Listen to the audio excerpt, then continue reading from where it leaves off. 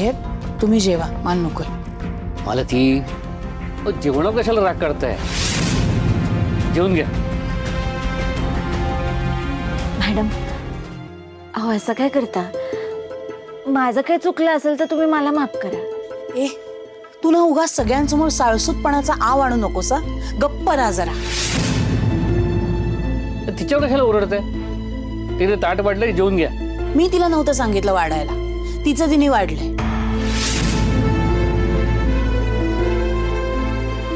माझं मी बघेन. हा,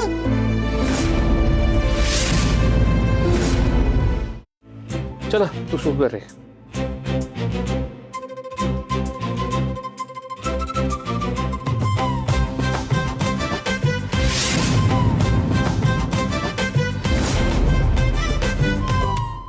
आबा बघा ना, राणीने नेमकी आजच आईच्या आवडीची भाजी बनवली आणि आजच आईचा जेवायचा मूड नाहीये.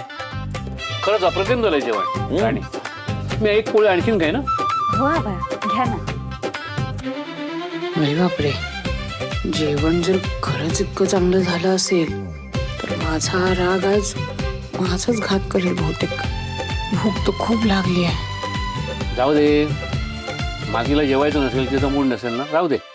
तुम्ही काळजी करू नका, आपण जेवून घेऊ. पण आबा, आईला रात्रीची कधी कधी भूक लागते हो. आणि सगळं जेवण संपून गेलं आणि आईसाठी काही उरलंच नाही तर? तशी त्यांची तब्येत बघता जरा उपवासाची गरज आहे. आपण खाऊन येऊ, तुम्ही काळजी करू नका. मालती मॅडम, सोडा ना हो राग. तुम्हाला माझ्यावरती राग आहे ना? जेवणावर कशाला काढता उगाच? या बसा, खाऊन घ्या 2 घास.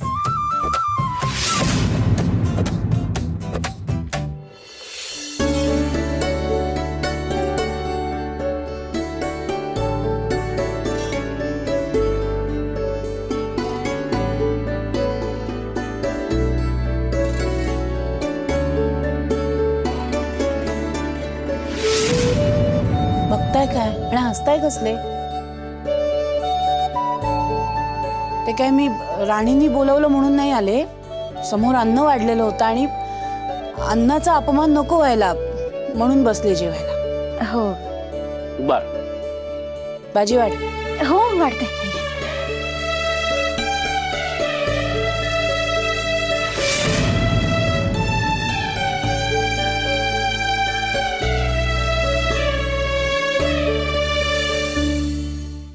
उर्मिला, थँक्स. थँक्स कशासाठी?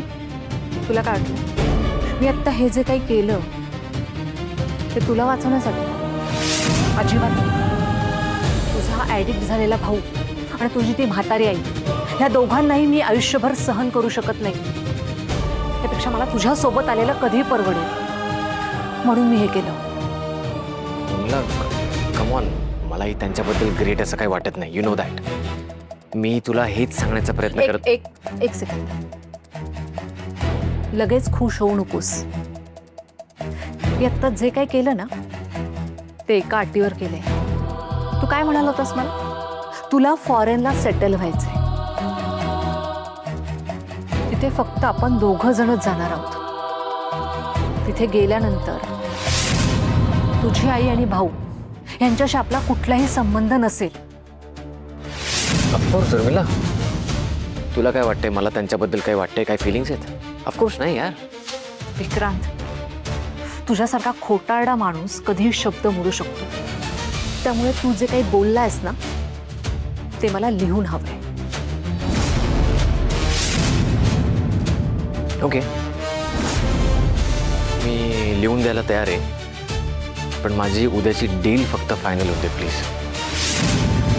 ठीक आहे, तुझी ती डील फायनल झाली की मला लगेच लिहून हवंय. डन.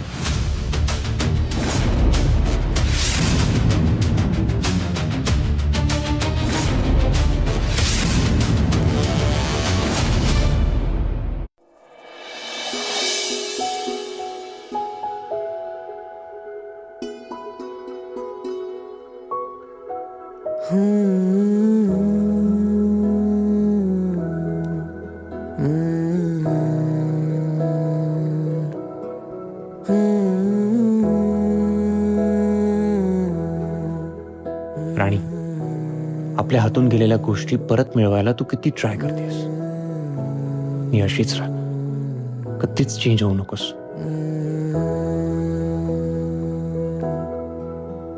Mm.